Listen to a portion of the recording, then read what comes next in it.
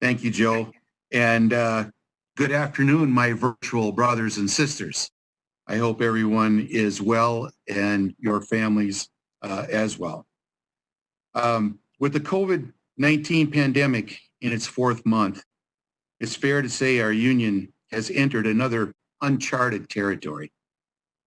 My report today will cover what we're doing to address the needs of our pilots and their families. I'll also discuss ALPA membership changes, how electronic voting is making a difference, the Fee for Departure Committee, recent PDG activities, the expansion of P4P usage, and upcoming dates for the BOD.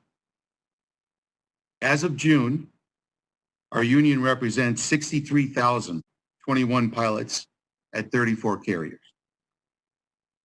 We have 55,020 active members and 5,344 apprentice or reactivated members. Because of today's virtual meeting, you can find the other numbers in your briefing materials. I want to welcome Acting MEC Chair, Captain Jim Bergsma, and the pilots of the Morning Star Air Express who have joined ALPA this spring. With 91.5% of the pilots participating in the election, 98.7% voted for ALPA representation. And it's with deep regret that we say goodbye to Compass and Trans States. Both carriers ceased operations in April. We're working closely with these groups to provide a variety of support. The Compass and Trans States MECs are now in custodianship along with Air Georgian, Air Transat, and Aloha Island Air.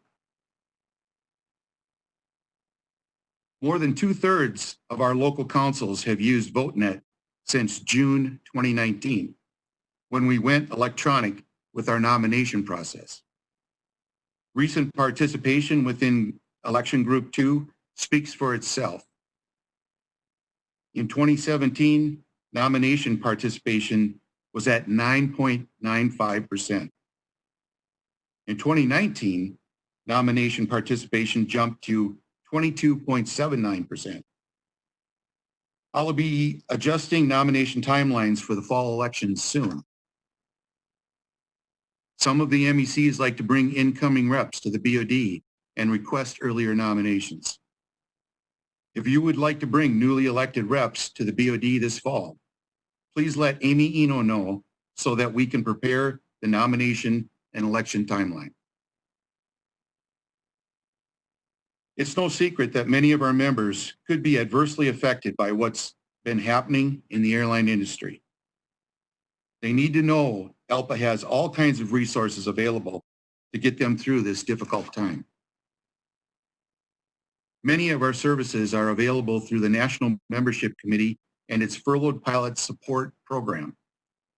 The FPSP website, located at www.alpa.org/furlough, is a great place to start.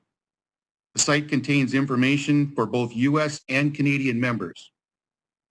It includes information about benefits, medical resources, and insurance programs, education opportunities, including our relationships with Thomas Edison State University and California Coast University, career counseling, including Cage Marshall webinars, job leads, product discounts, financial aid and hardship assistance, and resources for dealing with stress, family issues, and other problems you may have. I encourage you to promote the Planning for the Unknown checklist. There is also an MEC planning checklist with helpful tips. And if you haven't already, please assign a furlough coordinator for your carrier. Having a furlough contact at every property will help ensure that our pilots know what ALPA resources are available. One of the groups helping to spread the information about how we help displaced pilots is the Fee for Departure Committee. In addition to the weekly communications, the FFDC has been holding conference calls with other national committees to talk about shared interests. The FFDC continues to emphasize the need for pilots to be prepared for possible changes in the industry.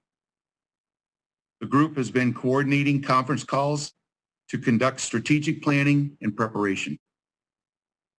The FFDC has also highlighted the responsibility ALPA has to pilots who fly with specialty visas. As an FFD pilot, I know how important it is to have this kind of support. I want to thank Chair Captain Brad Latimer for leading this effort.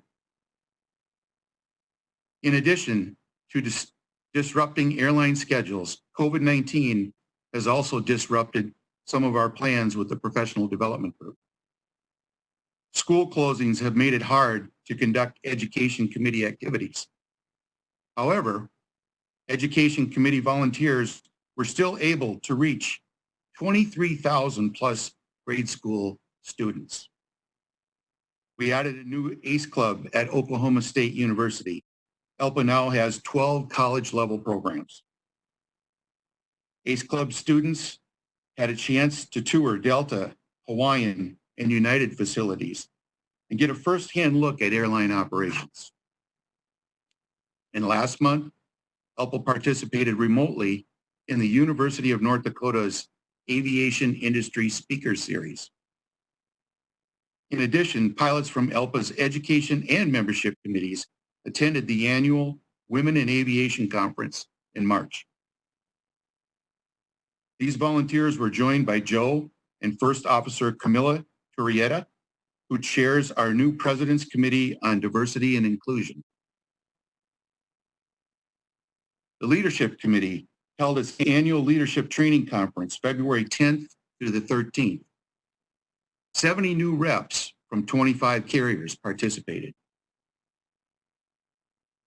And since we last met, the new MEC officers of 5 ALPA pilot groups have participated in customized leadership sessions. These groups include Endeavor, JetBlue, Morningstar Air Express, Spirit, and WestJet Encore.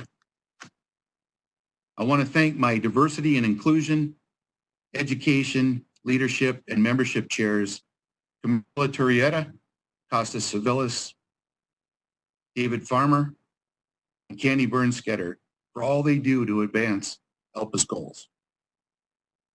I also want to thank Furloughed Pilot Support Coordinator Drew Everett and the Veterans Affairs Chair Rick Corbett.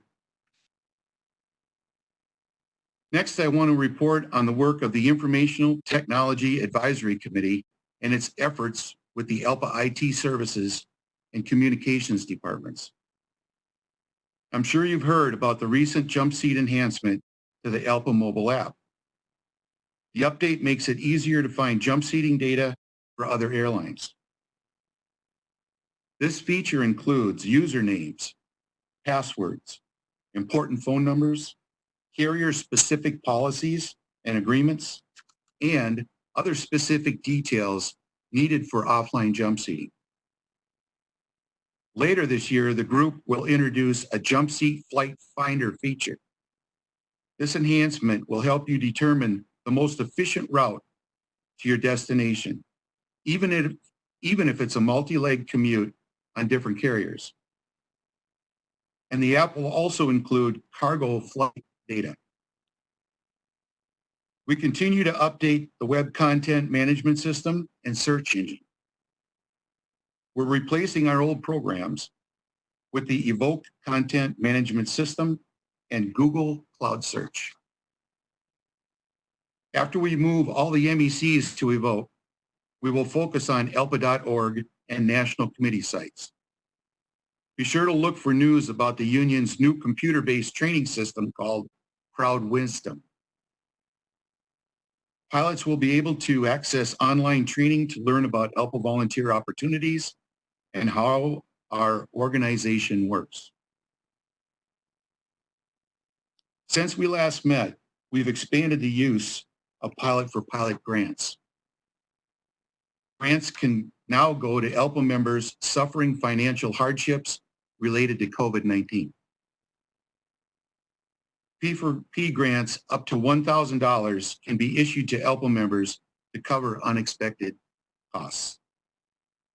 As of June 1, the P4P fund had a balance of $109,910.32.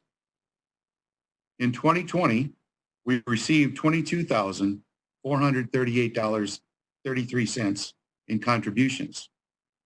We've issued $13,300 in grants to 15 pilots, and $8,800 was issued to 13 pilots with COVID-19 related expenses. Thanks to Nathan Hillard, Kathy Hurst, and Ken Reinert for their leadership. Well, 2020 is a BOD year. The 48th meeting of the Board of Directors is October 19th to the 22nd.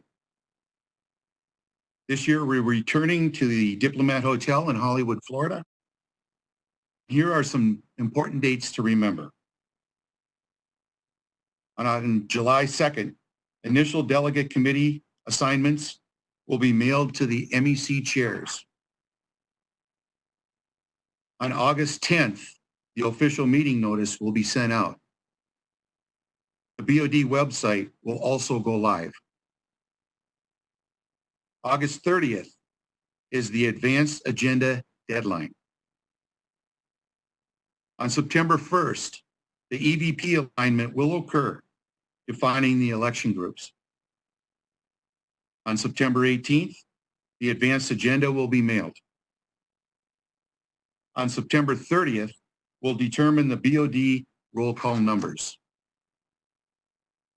Any late agenda items received will be mailed out to the delegates by October 1st. And October 2nd is the last day a local council meeting notice can go out to fill vacancies, to fill interim rep positions. This year's BOD app will include maps of the hotel, agenda items, and summaries of reports, and board actions. Marie Swartz recently sent you the forms for meeting space, hospitality suites, and non-delegate attendance at the BOD meeting. Please make sure you submit these forms before the July 17th deadline. And we will let you know if there are any changes to the BOD meeting. Now, in closing, the fact that we're meeting virtually may create some challenges. Please be patient, professional, and respectful of your fellow officers. Let's focus on the efforts of conduct to conduct the business at hand. Our members and their families are counting on us. As a final piece of business, the 2021 calendar of ALPA meetings is posted on the Executive Board SharePoint site. Please try to schedule your MEC meetings around our governing body meetings and the Leadership Training Conference next year. Thanks for listening. Call or email me if you have questions. Joe, you.